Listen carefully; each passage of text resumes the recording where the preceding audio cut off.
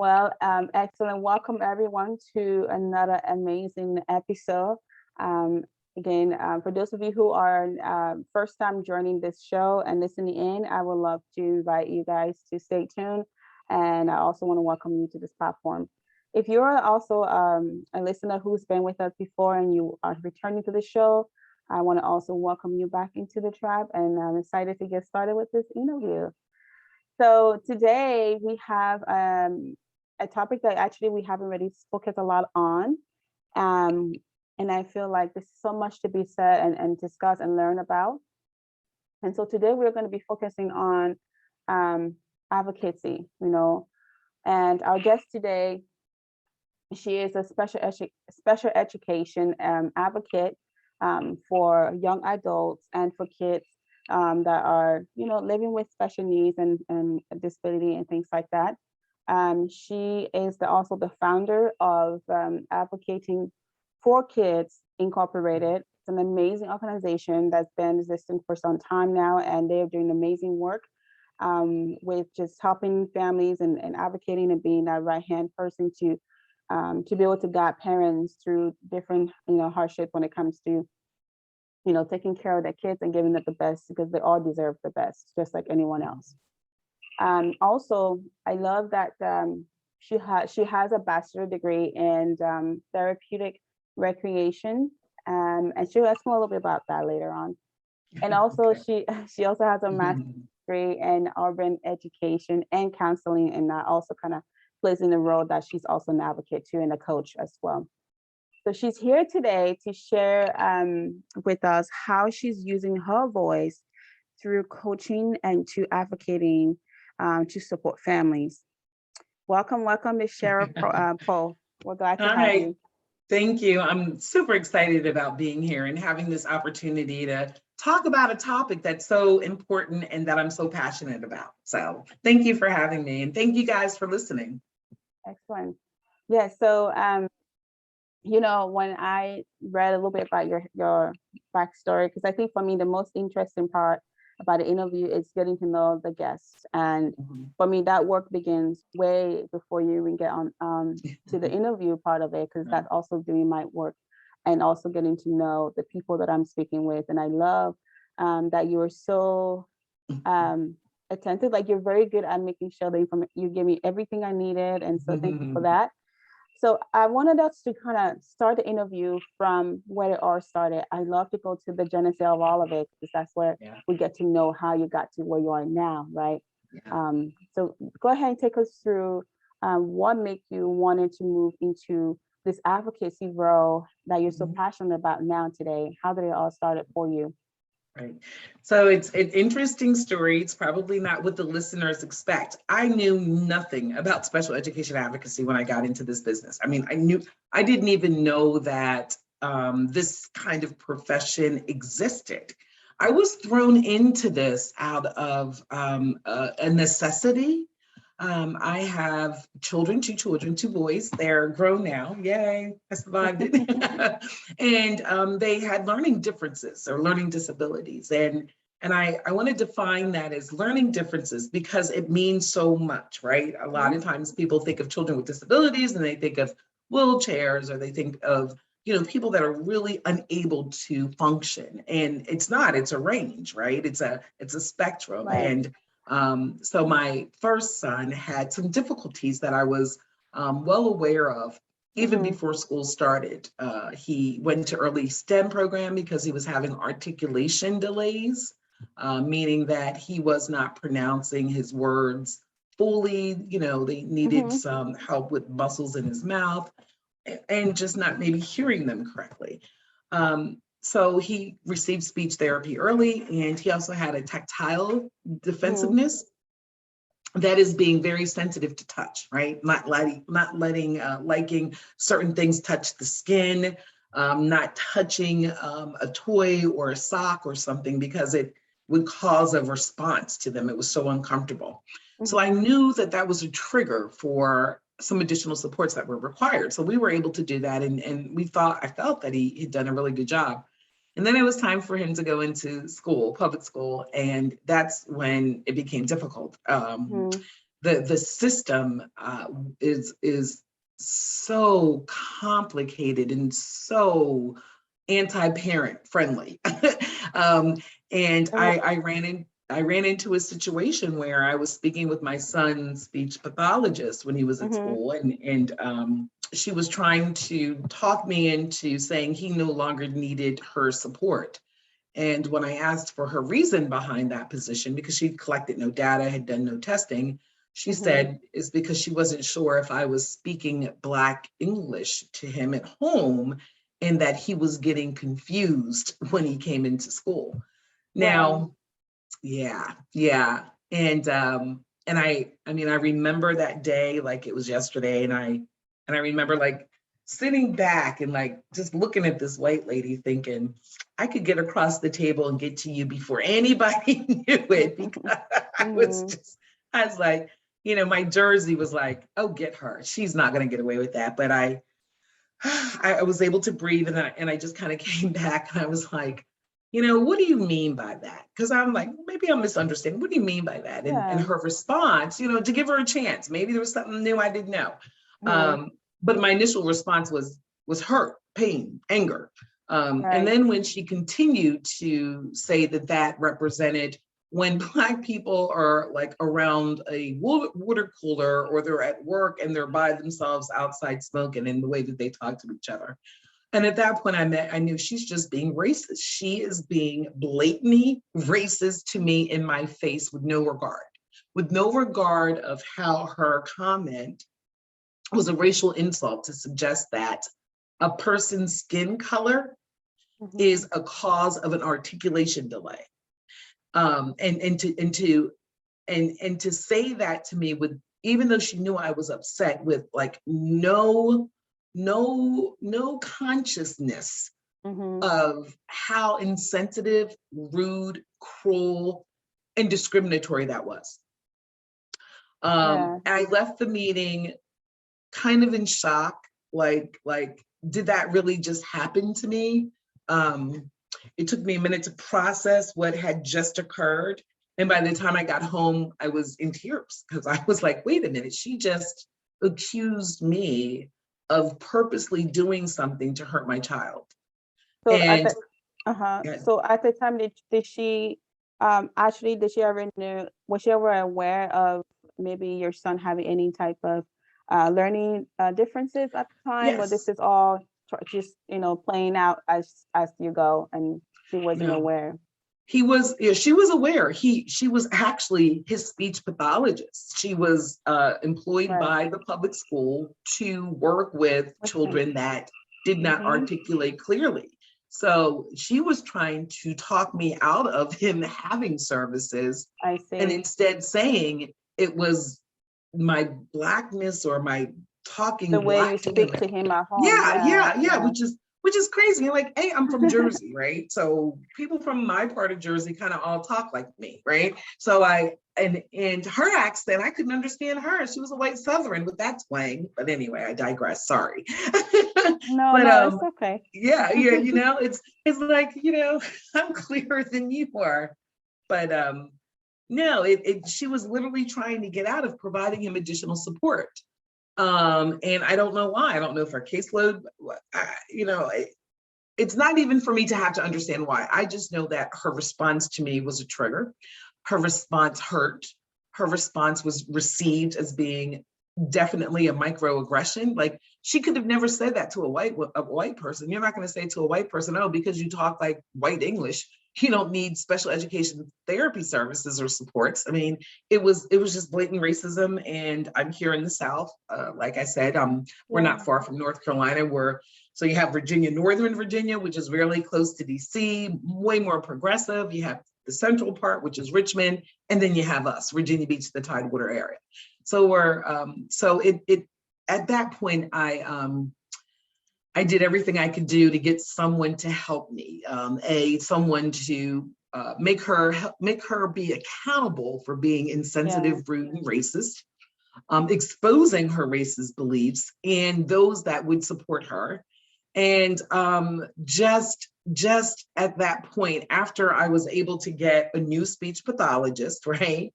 The right people finally listening to me, that's when I said, you know what, if this is happening to me, because one of the interesting pieces I forget to share is that I was in post-grad school, right? So I had completed my master's degree. I was literally taking additional post-grad credits and was getting supervision to become a licensed professional counselor. So it's like, so it's like that the myth of what people say is, oh, if you're work hard and you go to school and you get an education, that you're not going to be exposed to racism. Well, I was in the path of doing all of that, and I still had to deal with it, and deal with it in a way that was obvious, overt, and would have caused harm to my son had I not been that parent, right? The parent to say, oh no, that's not happening. You got to go. Him. Yes, exactly. So after that experience and making, and even to this day, it still amazes me, like, you think you're doing everything society tells you have to do to integrate into America, and then you do it, and then you're still like shot down that quickly. And so I just decided that with kids with disabilities overall, with parents, that this was something that I needed to get into and learn more of, because the fight continued. I mean, like, so that was like one battle I won, right? But then, of course, there's another battle that keeps coming up and coming up and coming up, because each time you move to a different grade, you have a whole new group of people that you have to deal with. Right. So it felt, doing it was out of necessity. But then when I started helping other people and seeing that these kids, that the help that I provided helped them not to get suspended from school, or help them get the support and services that they need, it just started feeling good. And so I did it out of necessity, because no one else out there could help me.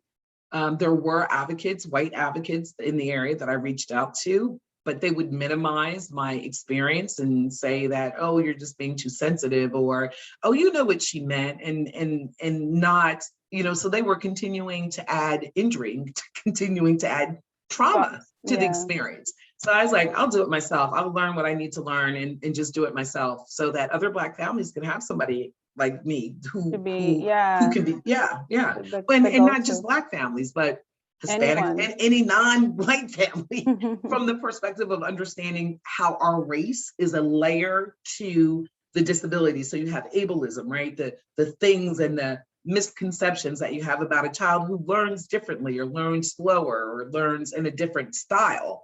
So you have that issue that you're competing with and dealing with. And then when you add a person's limited English learners to it, someone who speaks Spanish in the home as their first language, right? Yeah, second language, or a Filipino, or for me, an interesting, a Black family. We have those additional layers that the disability community ignores, right? There's a big disability community. You got the ARC, and you got the Special Olympics, and you got all these wonderful, organizations, but you don't really see fair representation of people of color, Black people, or of other people of color.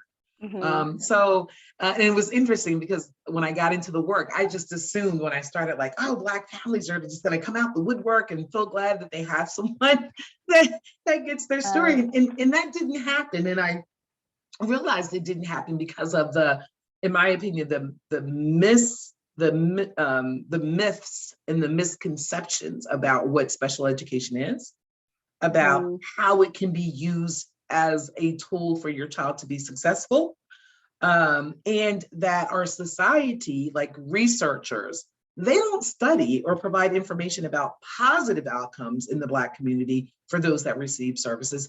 It's always from a deficient, negative perspective. It's always, oh, special ed and Black kids mean overrepresentation and emotionally disturbance, or that they're cognitively limited, that their IQ is depressed and they can't learn, that we're overrepresented in those categories.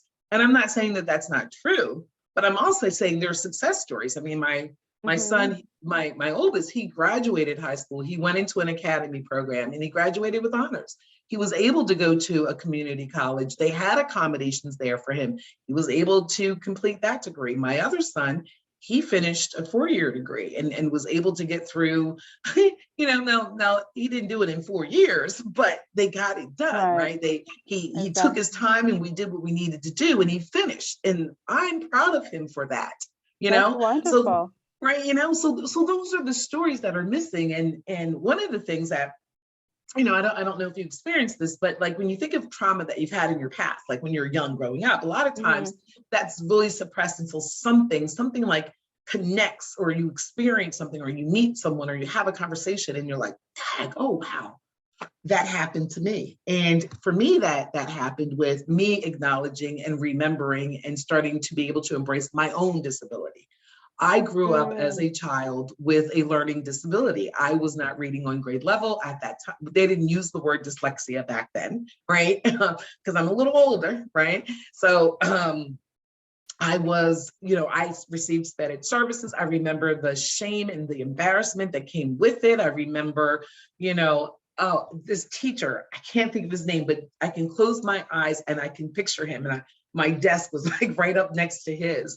And sometimes he would it was a social history teacher, or social skills back then. No, social studies is what they called it. And he would have every person read a paragraph out of our textbooks. And I remember the whole time he would start from one end alphabetically and then get to my end, and my last name was an M there. So the whole time, my body was just like trying to figure out, okay, what words am I going to have to read? And do I know how to read those words? Or, oh, I can read this word. Hopefully I'll get this passage, or, just all of that. And usually right before it got to me, I would try and do something to get out of that because I didn't want to be embarrassed. Just the fear of, the fear of people laughing at you. And it did happen. People, I remember that feeling of shame that I couldn't do something everybody else could do. And but no one ever explaining to me why. Feeling that, okay, you're not trying hard enough. Oh yeah, I'm trying hard enough. It's just not connecting. And it's different. I can imagine, with having kids reacting the way they're doing, the way they were, and then it just kind of reinforces your own self-doubt, right? Because it's your one own thing self-doubt, all of that. for someone to say you're not good at this, but then it's another thing to see people, or for you to start to take on that actual, like, I'm not good at this. And then also when you actually fail, right, that becomes something that sticks with you. You're like, man, I'm really terrible at this. And then now it just kind of, for some people, it can't stop their growth. But it sounds like you took that and you changed that into something bigger and better for yourself, and in turn was able to give that back to your kids and the community.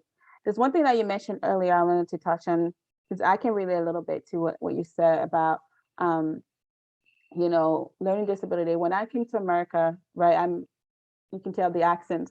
So initially I came at 14 years old, so I was at high school age, and not speaking like the American English that most Americans grew up speaking. I spoke a type of English that was it was referred to as pidgin English. So it wasn't something that was familiar with a lot of folks really when I came. And I lived in Montana, and I remember going to high school. The first year I came, I was in high school age. Even though I was in high school, I was a 14-year-old. I was still, my level of education was not really at that 14-year-old age comparison. So I was struggling because one, my tongue, the way I speak, my speech was very much different, and that it took a lot of confidence for me to even speak out.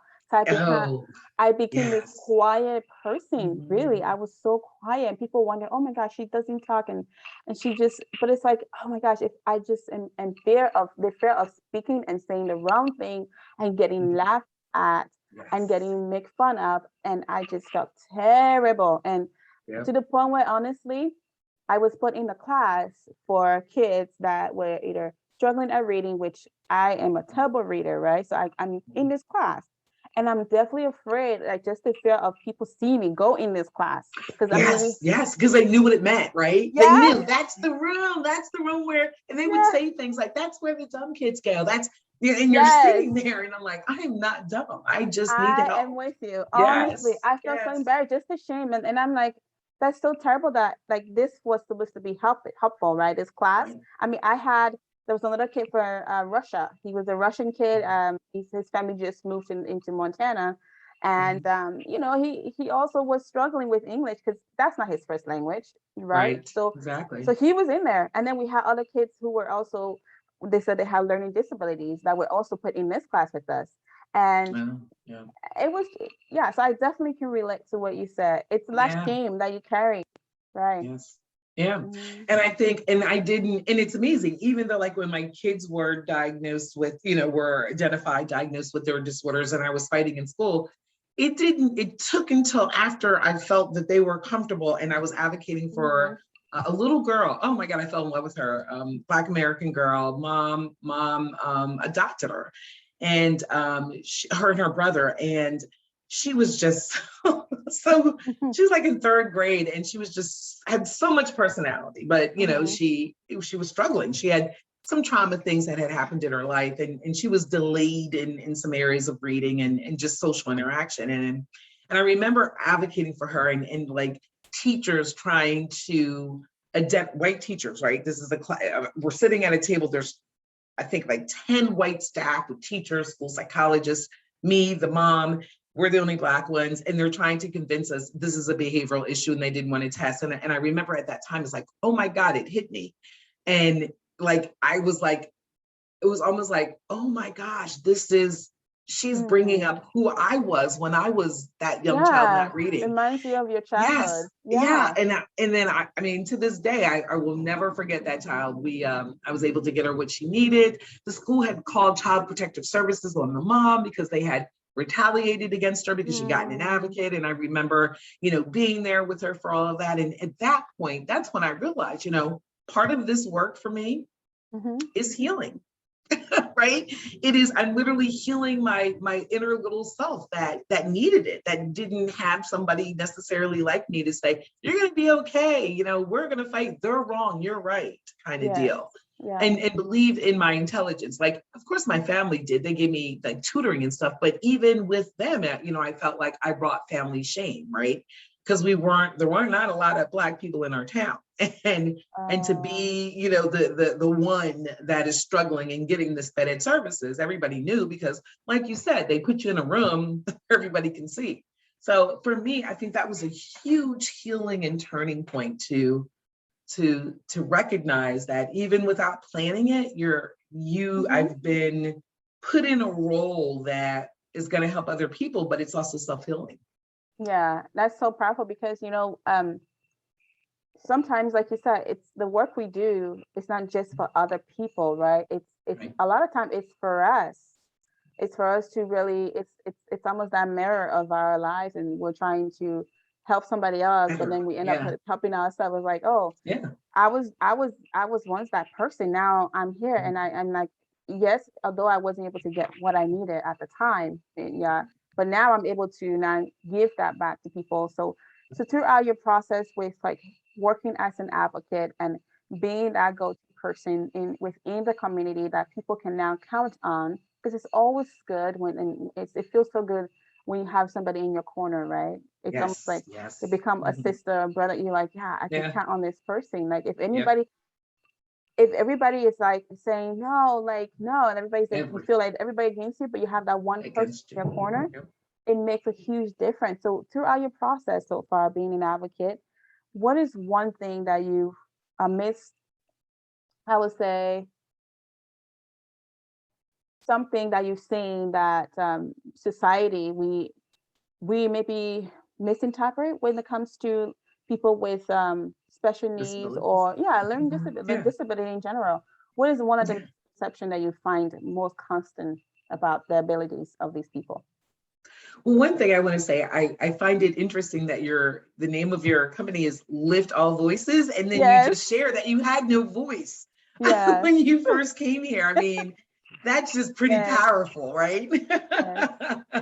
I had to point that out.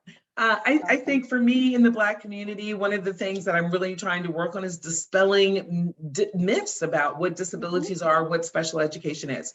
So let me give you an example. You look at me, I have what's called a hidden disability. To look at me, to talk to me, you wouldn't necessarily Mm, know I have a disability, but I do. mm, I I'm a horrible speller. And my writing, I have a, part of my specific learning disability. I don't care what I use. I just sometimes I can't proofread my own work. I just don't see my mistakes. My ability to communicate verbally is so much higher than I'm able to do writing. And that's very frustrating because I have these great thoughts in my head and I try and And put it on ideas, paper. yeah. And it's like, oh my God, what is that? Right. So, and that's frustrating and that's harmful because, prime example, I may post something on Facebook, like just promoting an event that I have, or sharing an idea, and I don't catch my mistakes, even though I'm editing and I have Grammarly, and then I'll get people's like, oh, she can't even spell this right, or just that are still cruel, and I'm like, well, I have a disability, and you are no better than how our kids, other bullies treat kids in school, right? And so I think that people need to, I want the communities, and especially the Black communities, to embrace the idea that a learning difference isn't bad. It's a neurological thing. It is not that I'm purposely, or your child is not purposely doing something. Their brain development is different. It doesn't mean it's bad. It doesn't mean it's better. It's just different. And with minor changes, I think in compassion, love, accommodations, and a willingness to really want to teach kids, they can be successful in life. And when you look at some of our most successful people in life, like they're considered to have been on the autism spectrum. And Bill Gates, look at it. There's Kinko's, the guy who owned Kinko's, and I don't even know if that's still around. He wrote this great book about how he developed Kinko's, not because he had like this great idea that he wanted to do it, but because of his ADHD and his inability to plan and schedule appropriately, that he kept having to find people last minute to help type or make copies of his report for college. So he's like, hey, I can't be the only one doing this. So he developed Kinko's, right, for the idea to have it for 24 hours. So I want people to see the strengths and the beauties and the creativity that may come along with a person's reading differences. I want people, I want people to realize that. I want parents out there, especially Black parents, I want you to know that, you have rights. You have the ability to say, before you do anything, I need you to test my child. I need you to show me data. I need you to show me paper. I need you to show me what the weaknesses are and what he or she needs to correct those weaknesses. I need you to walk me through how you're going to provide services to support my child being productive and graduating and being able, not only graduating, but having enough skills to get a job, to be employed, to live independently, contribute, and to go to college. Contribute to society. And I think that's beautiful, because when you say that, instead of looking at the what people are not good at, why not celebrate the strength that they have? Like you said, you're not the best at writing or perfecting all the grammar and all these different writing, the writing rules and things like that. But yeah, you may be a great storyteller and you may be great at public speaking. And, I used to struggle with that, and I still do sometimes, like where I love to write and my brain just works creatively. Like I'm not a mathematician. I'm not, but I'm not my strong point is not math, but I'm more of a creative mind. So, and I struggle with that a lot of time because like I love to post things when I get really excited. I quickly post something on Facebook, or if I have this idea, I'm like, oh, I read, and then my husband's like, babe, look at the spelling, like the words, the letters are mixed up. And I'm like, and he saw it. And I'm like, but the message is clear. I'm like, listen. Okay. I said, I said, sometimes when you speak from the heart, it reaches the heart. But he's like, no, I'm talking about your punctuations. I'm talking about your spelling, your grammar. But it still worked. It still worked. It does. We just look at each of our strengths and what we can bring to the table. And like you said, some of the greatest mind of our time and before. Were different. And before, they were, because they were different, they were able to think outside the box. Right. Exactly. And that's what we need. And it's interesting in our society overall, the civilization of where we live, is always been, those that have been different have always been ostracized, and they're never ever really appreciated until it's too late and they're gone, right? So it's like, can Yeah. we stop that and start like really appreciating them now, right? Yeah. Our kids right now. As they, That's what I want us to do. yeah, as they Yeah. say, give them the flowers while they're Yes. alive to accept it, Yeah. and water the flower and make it grow That's right. more Yes. into more in the blossom and become beautiful. Yeah, I totally agree with that.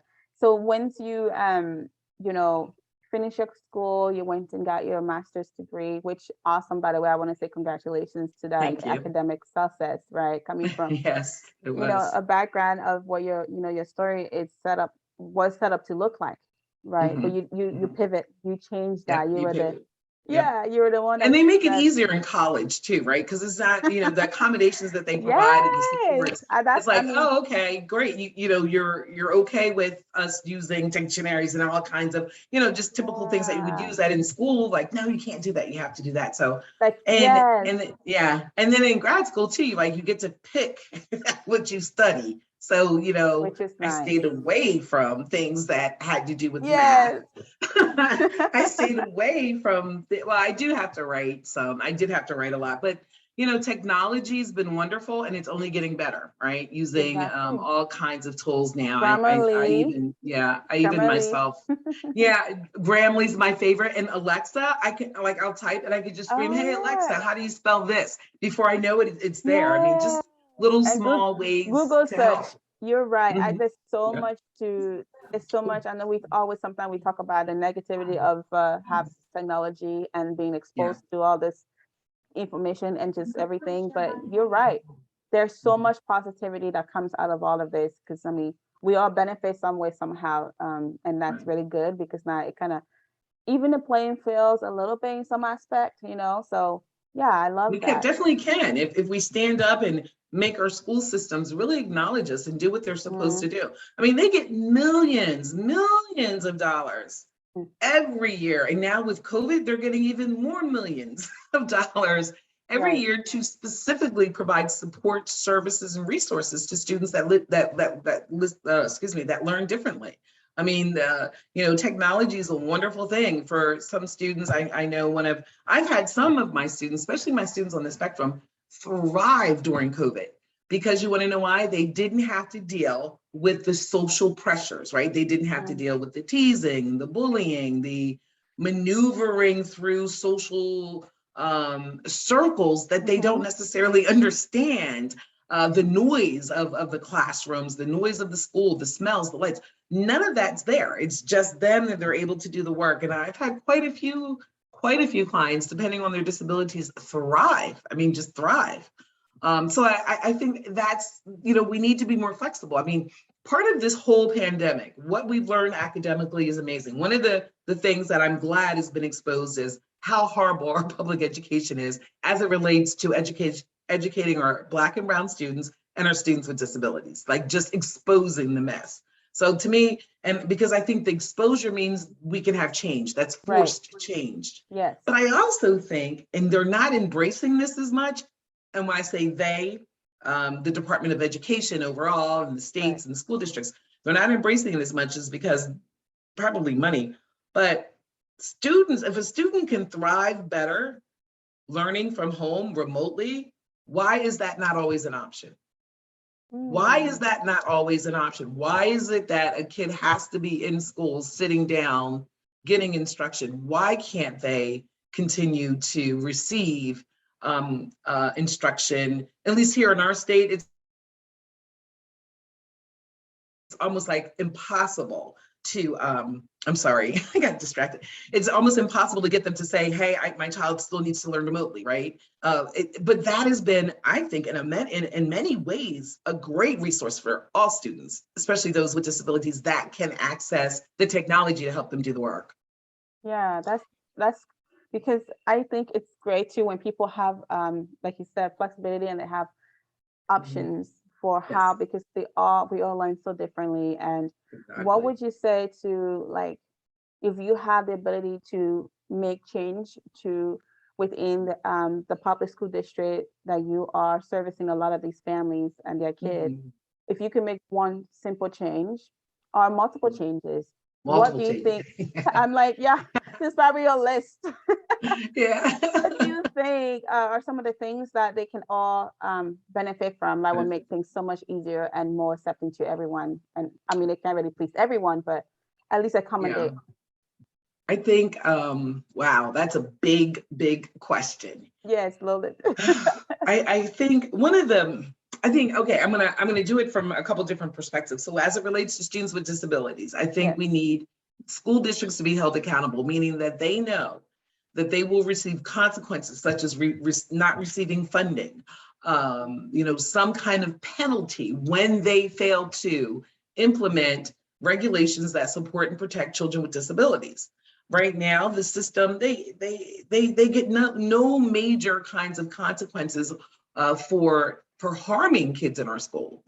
So I think that changing the system so that if a parent is able to prove, or an advocate or an attorney is able to prove that because you restrained a child that you shouldn't have restrained and should have given special education services, that entity, that school district, that principal, that superintendent faces some kind of harsh consequence, whether it be a reduction of money, or perhaps even removing, I hate to say it, but making staff not be allowed to work with kids for a particular part of time. But I think that's important, that they not be allowed to continue to be in the classroom.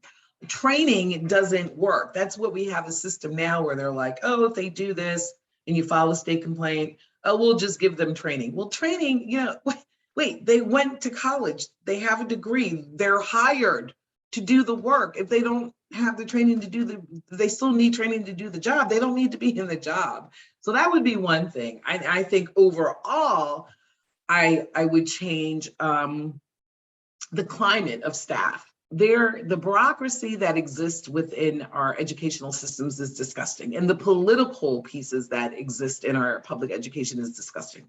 I think that gets in the way of children learning. I think when we have,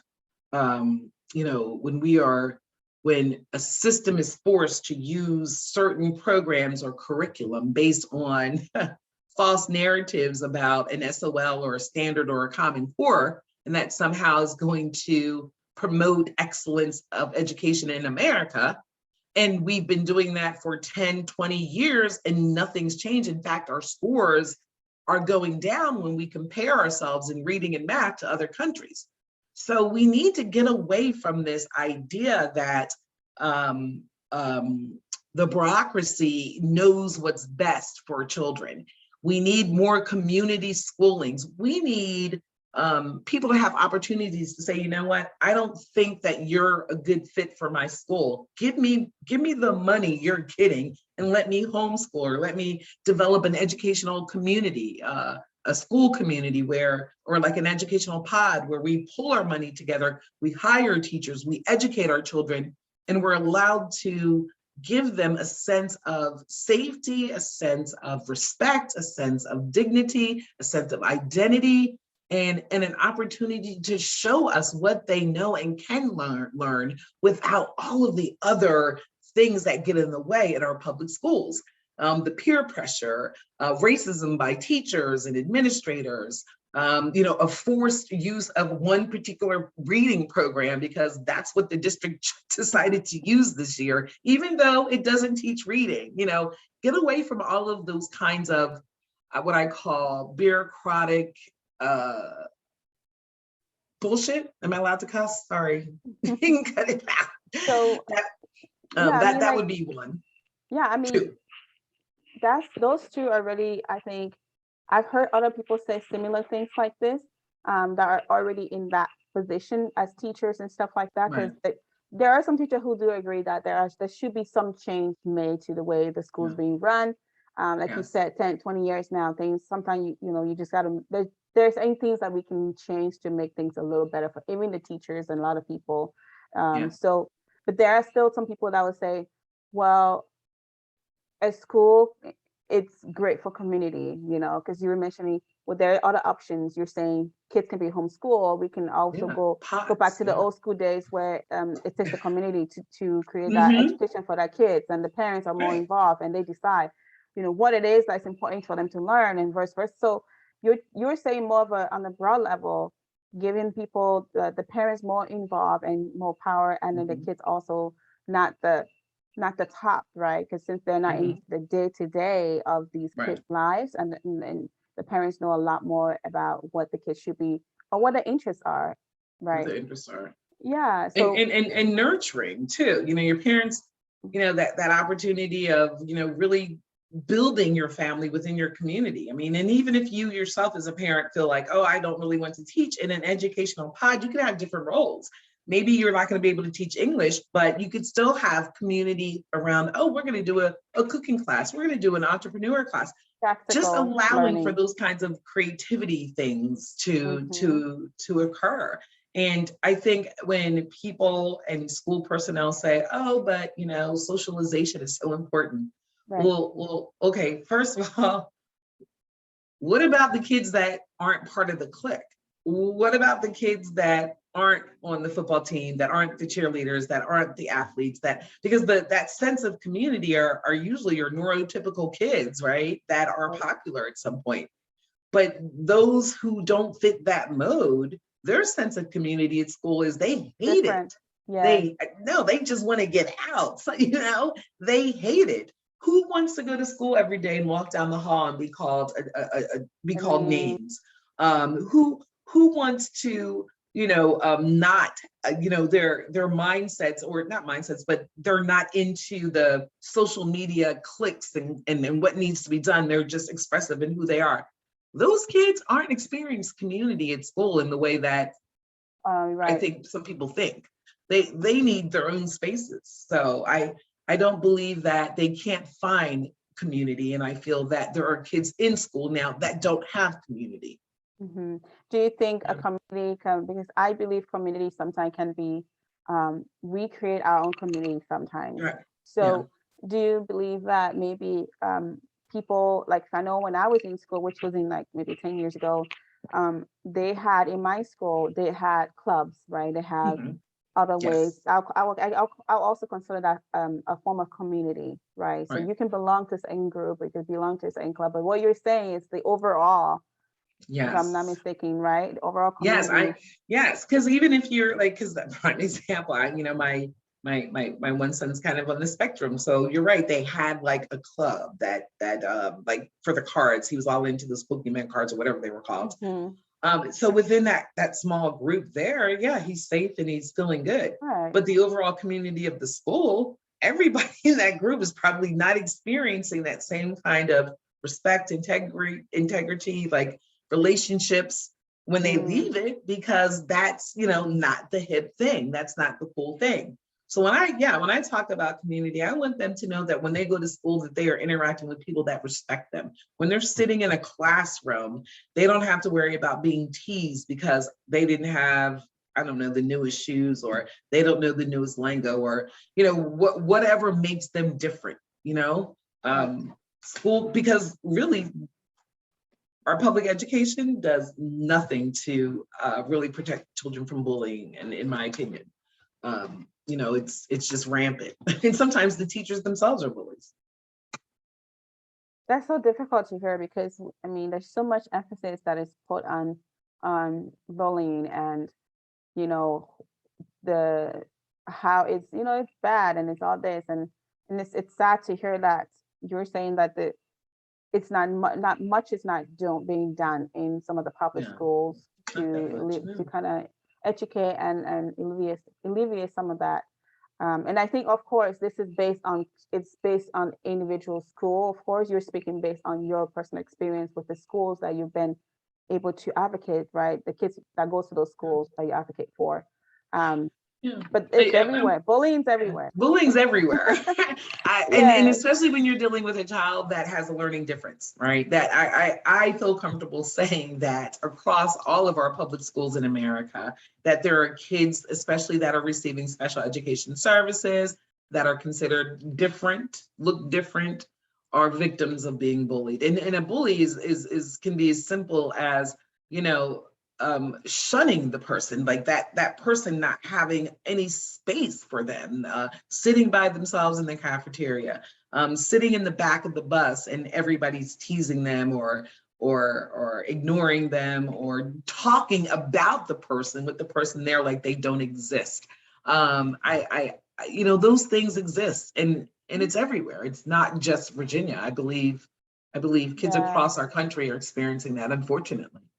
and that's It is sad. not okay to be it is not okay to be different in America. Let's be honest, Yeah, right? I mean, yeah, it's so interesting. So my family, my mother, so she adopted 3 kids from China, and they all have special needs, and they I mean they're young right now, but and so they most school from home and things like that. And yeah, there are people who when she's even just walking down the street, like the way they look at the kids and they look at her and then it's just, even we as adults, we create a lot of, you know, fear for a lot Mhm. of these kids are maybe not, we don't maybe see them um as to accept them as they are and just not try to Right. make it seems like, oh, they're different, like they already know, like you don't need to be that. Right. Yeah, so it's difficult, but I'm so glad and this is why we need to talk more about stuff like this. And I feel like that just opened the door for us all to be able to learn a little bit more and hopefully do better. 'Cause that's what it's I about, hope right? When so. you know Yeah, something, then you doing hopefully better. would, yeah, yeah. Yeah. And I love Thank this, you. like what you're doing. So Thank what you. about so what with your organization, kids, um for kids incorporate advocating sorry, yeah, for kids incorporated, are you just based in Virginia, or do you service everywhere and anywhere? If you want to be, let's say somebody wants to have you as an advocate, because like it's a big deal, right? A lot of people are Right. having hard times with stuff like what you were discussing today. Right. Is that something you So can do? We can help them yes, that in a is way. something that I can do. I provide, my home base is Virginia, right? And the Tidewater area of Virginia, because that's where I am. But of course, Yes. now with Zoom, it's much, yeah, I can go Yes. anywhere, right? I'm here with you. Yay, Zoom. So, Yes. so with Zoom, that has opened me up and given me the opportunity to provide advocacy supports and services to parents that aren't in my area. And Wonderful. I definitely love the coaching part of it. And I can Hmm. give coaching services to anybody, anywhere, because it's just kind of supporting and walking the parent through the steps, right? It's they're Yeah. actually doing the work. I'm working as a support for them. I'm giving them the resources. I'm giving them the confidence, because you talked about this earlier and I wanted to come back to it. One of the things that even to this day, for all the years I've been doing this, is once I get with a parent and they start telling me the story and I'm like, oh my gosh, I can't believe that. Believe that. That's just crazy. Why would they do that? That sense of, oh my gosh, you get it. You mean I'm not crazy? I have so many parents say to me, I thought I was crazy. They were making me feel like I was Wow. crazy. They were making me feel like I was doing something wrong. And when they say they meant the IEP team, they meant the school people and the school personnel. And I'm like, yeah, they do that because that way they they make you feel then that you need to back off. But the reality of Mm. it is, it just goes to show how they're not meeting your child's needs, because there's absolutely no reason why I shouldn't be able to come to my teacher, my son's teacher, or child, any parent should be able to come to their child's teacher and say, listen, my child's not reading on grade level. He's in the 3rd grade. According to your last report, he was reading on a kindergarten level. I need to understand what you're going to do to teach my child to read. Because if they don't know how to read by 3rd grade, then their chances of them catching up to read are less and less and less and less. And if you have a child that's illiterate that's moving through our educational system, then that's when we start talking about the school to prison pipeline, right? That's when they start funneling kids into the juvenile justice system. Um, so it is our duty as parents to stand up and say, heck no, my child needs the support. You need to explain to me, how do I get that? What do I need to do for you to evaluate him, for you to identify his needs, and then for you to develop a plan and implement the plan with fidelity that's going to teach my child how to read or how to do math or how to write or whatever it may be, right? I love that. And so it's just asking those questions. And Mhm. sometimes, like you said, parents don't know The how much, language, yeah, yeah, they don't know yeah, how much of, maybe I won't say right, but how much resources that maybe is available to them, because yes, they're not part exactly. of the day to day and they don't know all the ins and outs. So that's where you come in. I love that you are Yes. there to be able to get them all the exact, steps and answer the questions, Mhm, the hard questions, and that they don't feel mhm. alone. And that's when Exactly. they're able to get the best help for their kids too. Mhm. And Right. so with your work that you're doing so far, I know I love, like you mentioned, Zoom, because it's amazing, right? We can do Yes. anything on Zoom. So um you do also have a website and things like that. Um Yes, it's being just redeveloped. It's up there now, but I am yes. having a makeover. I'm gonna add some stuff because we've just been doing so many amazing things. We have some videos. Mm, I've been doing some training, some conferences, and yes, just some really good information that I needs to be added to our love that. site. So, but Yeah, definitely go check it out, and people can go and absolutely. click on the contact me if they Yes. want more information about services. Yeah, and I love that you are on social media too, because that's where Yeah, that's where people are getting a lot of their knowledge from right now. knowledge, And right? so being a part of that information generation, you are really, Yeah, being present where the people are. It's important. yes, So it is. how Thank you. can you're welcome. So how can Yes. people reach a lot of your services, and how can they watch some of those videos and those To get interviews? it. Yeah. So What are if all they the go to places? my Facebook page, like you said, I'm a big Facebook person. So if you Yeah. go to Advocating for Kids Inc., and it's number 4, guys, the number 4 for Kids Inc. And please like me. I'm trying to increase my likes. The I'm almost community, at yeah. 11,000. I'm trying to get there. So go back and like my page and follow me. Awesome. But there's just so much information there. Just scroll through videos. I have training videos. Over the summer, I was doing pop-up information. So I would just Mhm. pop up and tell a parent how to walk through getting ESY services. I've interviewed special education attorneys and doctors and experts and people about literacy, people on restraints and seclusion, links to toolkits where parents can go Wonderful. to a cool tool click to the link, click on it, and have access to non-restraint letters, definitions of restraints. There's just a lot of resources there. There's a lot of good videos, and there's just a lot of information sharing. So that is a really good place to kind of get a feel for who I am as an advocate and the kinds of work that I do in my positions on this kind of stuff. And then if Mhm. you are interested in learning more about either hiring me to do presentations, I do presentations or conferences, or if you need services, you can message me on Facebook, or you can go to our website and click on the contact us, and it'll come to me directly to my email. Awesome, awesome. And so the guys that thank you so much for Sure. joining me today, Miss Cheryl. You've been Thank such you for having me. It was fun. most definitely, and I think you have so much knowledge, and this is such an important topic, and I'm glad you were able to share light on this. And people are, those that are listening, I hope you guys will take her on going to her website. And again, the website she has there, it's www.ad so advocate, so it's ADV number 4, and then kids incorporated, and it's just inc.org. And we'll have all of that information, guys, don't worry, in our show notes from our interview today. So when you do go to Apple Podcast, wherever you get your podcast, you'll be able to get that information, how to connect with her through her social media platform as well, and continue the conversation with her and things like that. So thank you so much again for being here Thank with me, and thank you guys all for tuning in, and we'll see you you. guys soon. Bye bye. Happy advocating, everyone.